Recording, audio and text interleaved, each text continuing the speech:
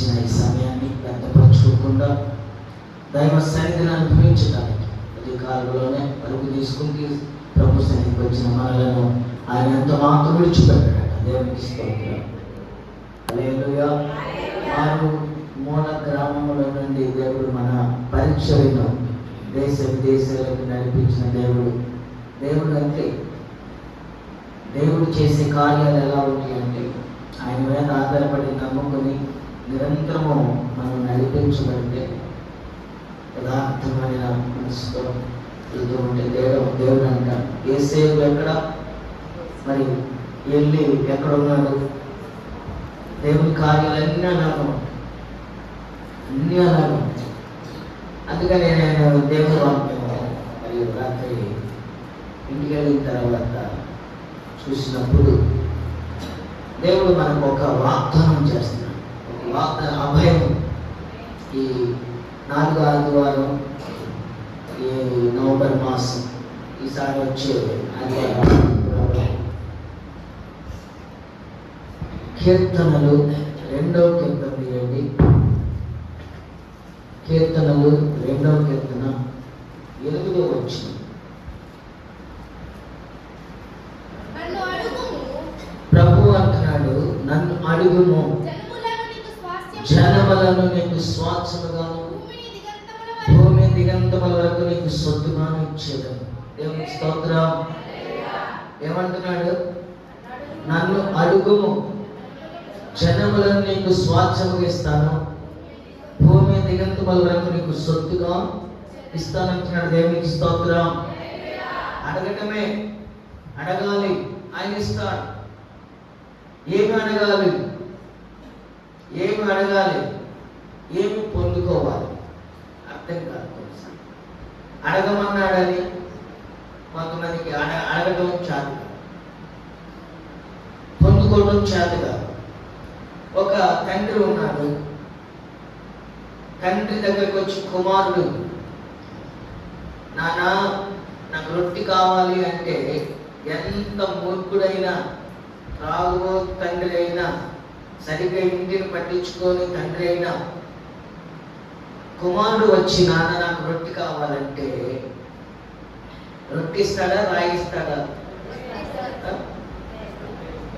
రొట్టె ఇస్తాడు. మన క్రియలు సరిగ్గా లేని మనం కుమారులకి మంచి చేయాలని, మంచి ఆహారం ఇవ్వాలని కోరుకుంటాం. మన పరలోకపు తండ్రి మనం అడిగితే, ఇప్పుడు రొట్టె అడిగితే ఏమిస్తాడు? రొట్టె ఇస్తాడా? ఒకటి ఇవ్వడు. ఆయన ఎట్లా ఇస్తాడు?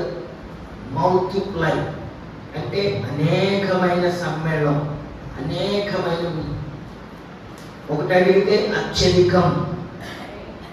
ఆయనంతా ఎలా ఉంటుందంటే నన్ను అడగట్లేదని బాధపడతాడట. కొంతమంది చూడండి, చేయాలని నన్ను అడగట్లేదుగా నేనేం చేద్దాం అంటారా లేదా? కొంతమంది నన్ను అడగట్లేదు, లేకపోతే నన్ను అడిగితే నేను ఇద్దామని సిద్ధంగా ఉన్నాను, నన్ను అడగట్లేదు అందుకని కామ్గా ఉన్నాను, అడగనప్పుడు ఎందుకులే అంటారు కదా. ఇప్పుడు మన తండ్రి ఏమంటున్నాడంటే, నా బిడ్డలు అడిగితే నేను సిద్ధంగా ఇవ్వటానికి ఉన్నాను. ఏమి ఇవ్వబోతున్నాడు? జనములలో నీకు స్వాస్థ్యం ఇవ్వబోతున్నాడు. తర్వాత భూమి ఇప్పుడు ఎంత వాల్యూ ఉంది? బంగారం అయినా హెచ్చు తగ్గులు ఉన్నాయి కానీ, అంతే కదా జోసఫ్, బంగారం అయినా హెచ్చు తగ్గులు ఉన్నాయి, అప్ అండ్ డౌన్స్, పెరుగుతా తగ్గుతా వస్తూ ఉంటుంది. కానీ భూమి వెళ్తానే ఉంటుందిగా. ఏమో ఇప్పుడు మన రెడ్డిపాలెంలో కొనాలంటే ఇప్పుడు ఎట్లుంది భూమి చెప్పలేదు. ఎంత కాస్ట్లీ. ఇప్పుడు సంవత్సరం దాటే కొద్దికి ఏమవుతుంది? లక్షలు పెరిగిపోతుంది. ఇంకెట్లాగే ఉంటాం. 4 ఏళ్ళు పోయినాక కోట్ల రూపాయలకి వెళ్ళిపోతుంది. ఇంకా 4 ఏళ్ళు పోయినాక 100 కోట్లకి వెళ్ళిపోతుంది. దేవునికి స్తోత్రం కలుగును గాక. ఇప్పుడు మనము ఎలా అడుగుతున్నారు తెలియట్లా మనకి. తండ్రి మామూలుగా మన తండ్రి శరీరం సంబంధించిన తండ్రినే వెళ్ళి నాన్న నాకు రొట్టె కావాలంటే ఏం తెచ్చిస్తాడు? రొట్టె తెచ్చిస్తాడు. నా బిడ్డ అడిగాడు, నేను ఎంతకైనా కష్టపడి డబ్బులు తీసుకొచ్చి ఆ రొట్టె కొనియాలని ఆశపడుతున్నాడే. మన పరలోకపు తండ్రి అడిగితే ఒకటి కాదు, అనేకమైన అత్యధికమైన సమ్మేళనం, మల్టిప్లై, అనేకమైన సమ్మేళనం ఇవ్వబోతున్నాడు. ఏమి స్తోత్రం కలుగుగాక. హల్లెలూయా. ఇప్పుడు మనం ఎలా అడుగుతున్నారో తెలియదు, దేనిని అడుగుతున్నారో తెలియదు, ఎందుకు అడుగుతున్నారో తెలియదు, ఏ స్థితిలో అడుగుతున్నారో తెలియదు. ఎలా అడగాలి, దేనిని అడగాలి, ఎందుకు అడగాలి, ఏ స్థితిలో అడగాలి, దేవుడు వాక్యముడు మనకి బోధించి, వాక్యమే దేవుడే ఉన్నాడు కాబట్టి పరిశుద్ధాత్మ దేవుడు మనందరికీ సహాయం చేసి అడిగేటట్లుగా దేవుడు అనుగ్రహించుగాక. ఆమేన్. కొంతమంది సంవత్సరాల నుంచి అడుగుతున్నారు, కొంతమంది సంవత్సరాల నుంచి అడుగుతున్నారు, పొందుకోలేదు. ఎలా అడుగుతున్నారో తెలియదు, ఎలా అడుగుతున్నారో తెలియదు. కొంతమంది సంవత్సరాల నుంచి ఎవరిని అడుగుతారో తెలియదు. ఆయనేమో నేను ఇస్తాను బాబు, కుమార్తె నా కుమార్తె నా కుమారుడు అని ఏంటంటే ఆయన అడగట్లా మనం అంటాం. ఎవరైతే ఎవరో వాళ్ళ దగ్గరికి వెళ్ళి అడుగుతున్నామంట. ఒకసారి యోహాను సువార్త తీయండి.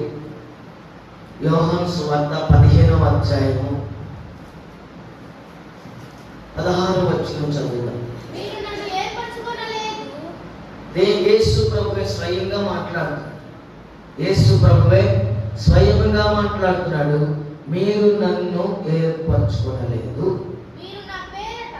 మీరు నా పేరట తండ్రిని. ఎవరి పేరిట అడగాలి? కాదు కాదు, నా పేరట. యేసు ప్రభు అంటున్నాడు నా పేరట. నా పేరు చెప్పి కొంతమంది చెప్తారు, పంపించి నా పేరు చెప్పు పని అయిపోతుకో. ఇప్పుడు యేసు ప్రభు ఏమంటున్నాడంటే నా పేరట తండ్రిని మీరు ఏమి అడుగుదులో అది, ఏది ఏమైతే అడుగుతున్నావో అది ఆయన మీకు అనుగ్రహించినట్లు మీరు మొదట వెళ్ళి ఫలించాలి. మీ ఫలములు సెకండ్ థింగ్ నిలిచి ఉండాలి. దేవునికి స్తోత్రం. ఇప్పుడు దేవుడు మన అక్కర్లన్నీ తీర్చబడాలంటే మనం అడిగినవన్నీ మనకు అనుగ్రహించబడటానికి అడుగు అనగానే దానికి ఒక మనం మొదట ఫలించాలి. మొదట మనము ఫలించాలి. ఆ ఫలములు మనలో ఏముండాలి? నిలిచి ఉండాలి. ఇది చాలా ప్రాముఖ్యం. వాక్యం చదువుతాం కానీ మనకు అర్థం కాదు. అడగమన్నాడుగా, అడిగానుగా, ఏది ఏది అడిగిన లేదుగా. మొదట మన ఫలములు మనలో ఫలించాలి. ఆ ఫలములు నిలిచి ఉండాలి. ఒక ఆమె ప్రార్థన చేస్తుంది, అయ్యా నేను ప్రార్థన గంటల తరబడి ప్రార్థన చేస్తున్నాను, ఏది కావట్లేదు. ఆమెకి అడగడం తెలియదు. ఎట్ట అడుగుతుందో తెలుసా? మా అల్లుడి చేతులు నరికేయి, వాళ్ళ కూతురు కొట్టాడంట. వాళ్ళ కూతురు కొట్టాడంటే ఇంటికి వచ్చిందంట. ఆమె ప్రార్థన చేస్తున్న మోకరించి దేవునితో చదువుతుంది, ప్రభా నా అల్లుడి చేతులు నరికేయి. ఇది ప్రార్థన. ఇలాంటి ప్రార్థనలు దేవుడు వింటాడా? తెలుసుగా మనకు. ఒక ఆమె ఏమంటుందంటే, అయ్యా నేను ప్రార్థన చేయకపోవటానికి కారణం ఏంటంటే ప్రార్థన చేయలేకపోతున్నాను. ఎందుకో తెలుసా? ఆమె నాకు ఆయాసం. మా ఆయనకి ఉపసం. నాకు ఆయాసం, మా ఆయనకి ఉపసం, మా ఎలుకలకి నీరసం. ఎలుకలంటే ఎవరు? పిల్లలకి నీరసం అంట. ఇది ఆ అందుకు ప్రార్థన చేయలేము. అన్నిటికీ వెళ్తాం, అన్నిటికీ ఓపుకుంటుంది. కోతలు రెడీగా ఉన్నాయి, మంచి బాగా పంటలు సిద్ధంగా ఉంది అంటే ప్రభు మంచి వాతావరణం ఇవ్వాలని ఆఖరిలో మనం ప్రార్థన చేసి, మరి ప్రతి రైతులు, కౌలు రైతులు ఎవరైతే మరి పొలం వేసుకున్నారో ఆశతో ఈ సంవత్సరం అంతా కనులెత్తి ఆ వాక్యం చూద్దాం అనుకున్నాను, కానీ కనులెత్తి చూడుము అనే వాక్యం చూద్దాం అనుకున్నాను. కానీ ఈ మాటలు ఈరోజు మొదటగా నేను ప్రభు మరి మరలా మందిరంలో అడుగు పెట్టేటట్టుగా దేవుడు క్షేమంగా తీసుకొచ్చాడు. కాబట్టి ఒక ప్రత్యేకమైన వర్తమానం చెప్పాలని ఈసారి ఆదివారం దాన్ని తెలియపరుద్దామని కన్నులెత్తి చూడమనే మరి అంశం మీద దేవుడు వాక్యం చూడాలనుకున్నాను. దేవునికి స్తోత్రం కలుగును గాక. అన్ని చేయటానికి కోతలు సిద్ధంగా ఉన్నాయి, కోతలు కోయడానికి సిద్ధపడతాం. అందుకే ప్రార్థనలు అయిపోద్దాం. ప్రార్థన అనగానే వచ్చింది తిన్నా నీరసమే, తినపోయినా నీరసమే. ఇదేంటో మరి ప్రార్థన అనగానే తిన్నా నీరసమే, తినపోయినా నీరసమే. అదే పని ఎక్కువ అది కాంట్రాక్ట్ తీసుకుంటారు కదా, ఉదయం నుండి మధ్యాహ్నం దాకా ఏమి తినకపోయినా ఏం చేస్తారు, చెక్క చెక్క చెక్క చెక్క వంగున్నా వాడు వంగుంటుంటే ప్రార్థనలు అయితే కాసేపు నీరసం అమ్మా కాళ్ళు పట్టు. ప్రభు కొరకు చేసే పని చూస్తాడట. మీరు మొదట ఫలించాలి. మీ ఫలములు ఏమిటి ఉండాలి? ఆ ఒక పొట్టుకు కోస్తుంటారు. కొంతమంది బాప్తిసం తీసుకున్న రోజున అబ్బో ఇక ఆ తర్వాత ఎక్కడుంటారో వాళ్ళకే తెలియదు. ఎన్ని ఆదివారాలు మానేస్తారో తెలియదు. అసలు దేవుని బిడ్డలో మనం ఆదివారం శనివారం మానకూడదు. శనివారం ఎంత ఇంపార్టెంట్, ఆదివారం అంత ఇంపార్టెంట్. ఆదివారం ఎంత ప్రాముఖ్యమో ఈ రెండు జత కలిసి ఉన్నాయి. సిద్ధపాటు శనివారం ప్రిపరేషన్, ముందు సిద్ధపాటుకి పెళ్లి కుమార్తె పెళ్లి కుమారుడు పెండ్లి, దానికి ముందు ఏముంటుంది? ఆ రోజు పందిరేస్తారా? ఆ రోజు పందిరేస్తారా? ఏది పెళ్లి రోజు చెప్పండి, పందిరేస్తారా? బట్టలు కొనుక్కోతానికి వస్తారా? బ్యాండ్ వాళ్ళకి చెప్పొస్తారా? భోజనాలు వంటలు చెబుతారా? సామాగ్రి తెస్తారా? ఆ రోజు ఏముంటుంది? అన్ని తెచ్చి సిద్ధపరిచి ఆ రోజే కనపడింది అలంకరించబడి ఉంటుంది. ఈ అలంకరణ ఎప్పటి నుంచి ఉంటుంది?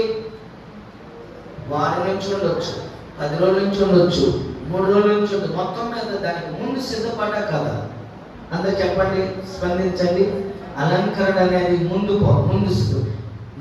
ఆదివారానికి పరిశుద్ధ దినానికి ముందు సిద్ధపాటు శనివారం. ఈ శనివారం అనేది ఆదివారానికి అలంకరణ దినం. దేవుని స్తోత్రం కలుగును గాక. ప్రార్థన చేసేదానికి ఆమె ఆయాసం అంట, అలా ఆయనకి ఒప్పుసం అంట, వాళ్ళ పిల్లలకి అంట. చూసేవా అయిపోయింది ఇది. ఇంకా దేవుణ్ణి ఎప్పుడు అడిగింది, ఎప్పుడు సంపాదిస్తావు, నువ్వు ఎప్పుడు ఫలిస్తావు, నీ ఫలములు ఎప్పుడు నిలిచి ఉంటాయి. అందుకే ప్రభు అంటే నా నామం పేరట, యేసు నామములో, నా నామం పేరట నువ్వు ఏది అడిగినో అది నీకు అనుగ్రహించబడింది. ఇప్పుడు చెప్పండి, ఇక్కడ మతలబు ఏంటంటే, మతలబు ఫలించాలి, ఫలములు ఈ రెండు జరిగిన అప్పుడు నువ్వేది అడిగినా అనేది కుమ్మరించబడింది. ఒక ఆమె కుమ్మరించి అనబోయి దిమ్మరించి అంటున్నట్టు, కుమ్మరించి ప్రభువా నీ ఆత్మతో నింపటి ప్రభు అనకుండా ఆమెకు నచ్చంట. ప్రభు ఆ మాటలు కూడా హృదయాన్ని చూస్తాడు, కానీ నువ్వు పలికే మాటలలో అందం ఉందా, చాణిక్యం ఉందా, చక్యం ఉందా, ఇది చూడు, నీ హృదయాన్ని చూస్తాడు. దేవుని స్తోత్రం. హల్లెలూయా, హల్లెలూయా. ఒక అబ్బాయి తండ్రి దగ్గరికి వెళ్ళి, నాన్న నాకు 1000 రూపాయలు కావాలన్నాడు. ఎందుకురా? నా స్నేహితులతో నేను పార్టీ చేసుకోవాలి. కొంతమంది మరి దేవుడిని, ఈ కుమారుడు తన తండ్రిని శరీరంగా తండ్రిని అడిగాడు, కానీ మనము మన తండ్రిని ఏమని అడుగుతున్నాం, దేనికి అడుగుతున్నామో ఏమో తెలియదు కొన్నిసార్లు. అందుకని నేను మొదటి మాట ఏంటంటే, ఎవరి నామములో అడిగితే నీ అక్కలు తీర్చబడతాయో, నీకు అది అనుగ్రహించబడిందంటే యేసు నామములో. ఆమేన్. మొదటి మాట, యేసు నామములో నువ్వు అడిగిన ప్రతిదీ నీకు అనుగ్రహించబడును గాక. యోహాను సువార్త 14వ అధ్యాయము 13వ వచనం చదువుకుందాం. 13. మనమంట నా యేసు ప్రభు నామమున దేనిని అడుగుదురో తండ్రి అంట కుమారుని యందు మహిమ పరచబడుటకై దేవునికి స్తోత్రం కలుగును గాక. నా మాట అయితే నమ్మకూడదు కానీ దేవుని మాట ఇది. ఏమంటున్నాడు? మీరు మనమంట యేసుక్రీస్తు నామమున దేనిని అడుగుతారో తండ్రి కుమారుని యందు మహిమ పరచబడటకై దానిని దేవుడు మనకు అనుగ్రహించబోతున్నాడు, దానిని చేయబోతున్నాడు. ఒక పేపర్ తీసుకుని ఎక్కలన్నీ రాపించుకున్నాం అంటే నాకు చేత కాదయ్యా, చదువు లేదంటే మొత్తం ఏదన్నా ఏం చేద్దాం? అన్ని చేస్తాం, చదువుతున్నాంగా. మందిరాల విషయాలు, దేవుని విషయాలు మాత్రం నీరసం, ఆయాసం, దుఃఖం, ప్రార్థన చేయడానికి దుఃఖం, బాధ, వాక్యం చదువుకోవడానికి ఆయాసం, లేవబుద్ధి కాదు, అన్నీ చేస్తాం. కానీ ఒకటే మనము ఆస్తి పౌలు గారు అంటున్నాడు, పరిశుద్ధుడైన పౌలు గారు, మీ ప్రతి అవసరము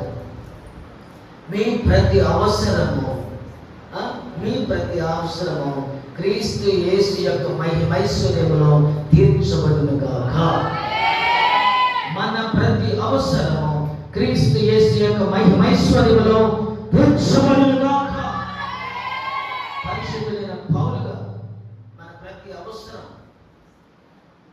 క్రీస్తు యేసు యొక్క మహిమైశ్వర్యం. మన రోజుకు ఒక మాట, క్రొత్త మాట తెలుసుకోవాలి. ఎప్పుడు ఒకటే ప్రార్థన, ఒకటే ఆలోచన కాదు. దేవుని మాటలు, దేవుని వాక్యం తీసే కొద్దికి ఎలా ఉంటుందట, బావిల నీళ్లు మనం తోడ కొద్దికి మంచి నీళ్లు వస్తాయంట. దేవుని వాక్యం కూడా నువ్వు ఎంత చదువుతూ నేర్చుకుంటావో అందులో జీవ ధ్యానములు పారుతూ ఉంటాయి. దేవుని స్తోత్రం కలుగును గాక. పరిమళ తైలపు సువాసన మనలోకి వెదజల్లబడుతుంది. సంఘములో కుమారుడు అంటే యేసు ప్రభు హెచ్చించబడటానికి తండ్రి ఇష్టపడతాడట. అందుకని మనము యేసు నామములో అడగాలి. యేసు నామములో ఒక ఆయన అడుగుతున్నాడు. యేసు ప్రభు రోజున ఎరుకో పట్టణానికి వెళ్తూ ఉన్నాడు. యేసు ప్రభు రోజున ఎరుకో ప్రాంతం వెళుతున్నప్పుడు ఆ రోడ్డు ప్రక్కన, ఆ త్రోవ ప్రక్కన ఒక గుడ్డివాడు ఉన్నాడట. తెలియదు పాపం, కళ్ళు లేవు కానీ చెవి ఉంది, వింటున్నాడు. ఎవరో నజరేయుడైన యేసు అంట ఆ ప్రాంతంలో వస్తున్నాడంట. ఆయన వస్తే ఆయనను ఏది అడిగినా ఇస్తాడట. ఈ రెండు మాటలు తెలుసుకున్నాడు.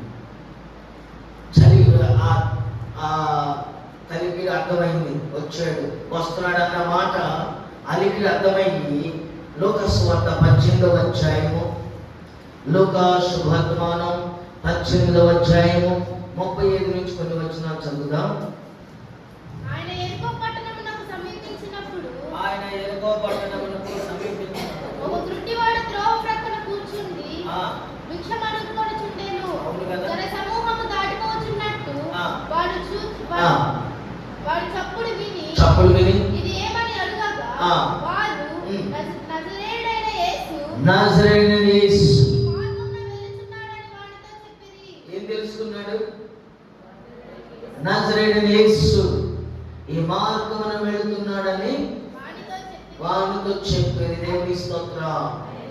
ఇప్పుడు మనం తెలుసుకోవాల్సిన విషయం ఏంటంటే, ఇతను గుడ్డివాడు, త్రోవ ప్రక్కన వాడు, కనపడదు కానీ విన్నాడు. ఒక సంఘంలో ఒక ఆమె, ఆమెకి వినపడదు, కనపడదంట. ఆడియో అండ్ వీడియో లేదు కానీ ప్రార్థనకు వచ్చింది. మనం కొంతమందికి నాకు వినపడదు, కనపడలేదు, నాకెందుకు అమ్మ తిని ఆదివారం తిని కొనుక్కున్నాలే అందుకు మొత్తుగా ఉంటుంది. మొత్తుగానే అమ్మ పొద్దున్నే ప్రార్థన అంటే ఎంత హాయిగా ఉంది. కొంతమంది 5:30కే వచ్చు. పొద్దున్నే ఉదయకాలంలో ప్రార్థన నేను అమెరికాలో చెప్పాను. మొదటి ఆరాధన 6 గంటల కంటే వాళ్ళు ఆశ్చర్యపోతున్నారు. నేను అక్కడ నైట్ కదా వాక్యం చదువుతుంటే వింటున్నారు. ఇక్కడ చూశారు, మీతో కూడా మాట్లాడినట్టున్నారు. చూశారు, ఇంత ఉదయకాలంలో భారతదేశంలో ఇలా జరుగుతుందని మేము అనుకోవట్లేదే. దేవుని స్తోత్రం. నిజంగా దేవుడు మిమ్మల్ని, అందుకే మిమ్మల్ని మా కోరిక ఏంటంటే ఈ నెలలో మనకి దేవుడు ఇచ్చిన వాగ్దానం ఏంటి? మీకు చెప్పలేదా? మర్చిపోయారా? చెప్పలేదా? ఏంటి? నీ కోరికను సిద్ధింపచేసి నీ ఆలోచన యావత్తును సఫలపరుస్తున్నాను. అంటే సంపూర్ణంగా చెప్పలేదు కానీ ఇది మాత్రం తెలిసింది కదా. మా కోరిక ఏంటో తెలుసా? అందరి కోరికలు ఉన్నాయి. మనిషి కోరిక లేకపోతే మనిషి పుట్టుకే లేదు. అసలు కోరిక ఉంది, ప్రతి ఒక్కరు కోరిక ఉంది. నా కోరిక ఏంటంటే సంఘం ఎదగాలి.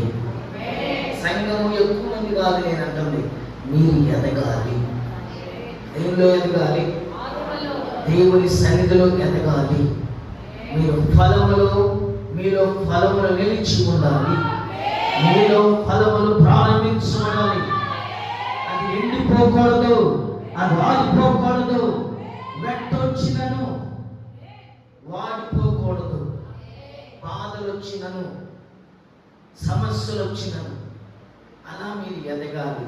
ఆ తర్వాత మీరు ఆస్తందించుకోవాలి. ఎదిగిన వారు ఏమవుతారంట? స్థిరపరచబడతారు, నడిపిస్తారు. ఎక్కడైతే సమస్తమును మార్చగలిగిన దేవుడు. మా కోరిక, మీకే కోరిక ఉందో నాకు తెలియదు, సంఘము ఎదిగించబడాలి. నలుగురైనా, 10 మంది అయినా, 100 మంది అయినా, ఎంతమంది ఉన్నారు కాదు కానీ ఎంత ఎదుగుదల ఉన్నది. మీరు ఇక్కడ వచ్చి కొట్టి చేతులు తేలితే ప్రయోజనం ఏమి లేదు. మాకు అసలు ప్రయోజనం లేదు, ఏ సైట్ కూడా ఇష్టం లేదు.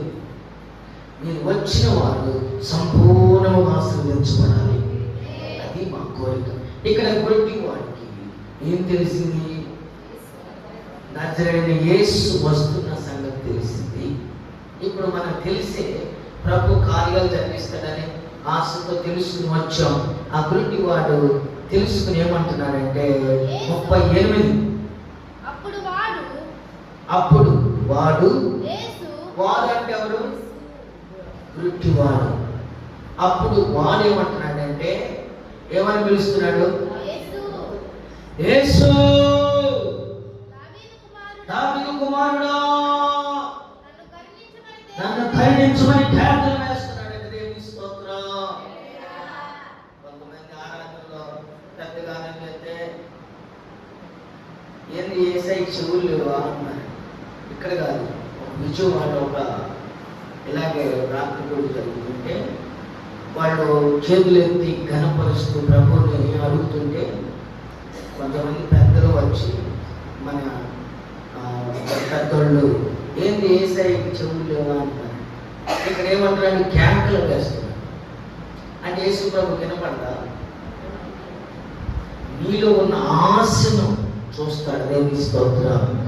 హల్లెలూయా. ఆ దుడ్డి ఆమెకి 2 కళ్ళు లేవు, చెవులు లేవు. ఉన్నాయి కానీ డస్ నాట్ వర్క్, పని చేయట్లేదు. అయితే వినండి అమ్మాయి, వినండి జాగ్రత్తగా. పక్కనే కూర్చున్న వాళ్ళతో చెప్పిందంట, వచ్చి కూర్చుందంట. ప్రార్థన సమయానికి వచ్చిందట, కూర్చుందంట. ప్రక్కన వాళ్ళతే తట్టి, సేవకుడు వాక్యానికి లేచేటప్పుడు నాకు చెప్పు. సేవకుడు వాక్యానికి లేచేటప్పుడు నన్ను ఏంట అను తట్టు, మరలా ముగించిన తర్వాత తట్టు. దేవుని స్తోత్రం. ఈ ఒక్కటే ఏంటంటే పక్కన వాళ్ళు అలాగే నమ్మని కూర్చొని ఎవరు పట్టించుకోవట్లేదు. ఎందుకంటే ఆమె అభివృద్ధి 2 కళ్ళు లేవు, చెవులు లేవు, ఎవరు పట్టించుకోవట్లేదు ఆమె. అయితే సేవకు నిలబడినంతసేపు వాక్యం గంట నాకు చెప్పాడంట. ఇంతసేపు ఆమె ప్రార్థనలో ఉందంట. దేవుని స్తోత్రం. కళ్ళు లేకపోయినా, చెవులు లేకపోయినా ఏముంది? నోరు ఉంది. ఇక ధ్యానిస్తుంది లోపలే. ఇక దీనికి 2 లేవు, వినపడదు కదా.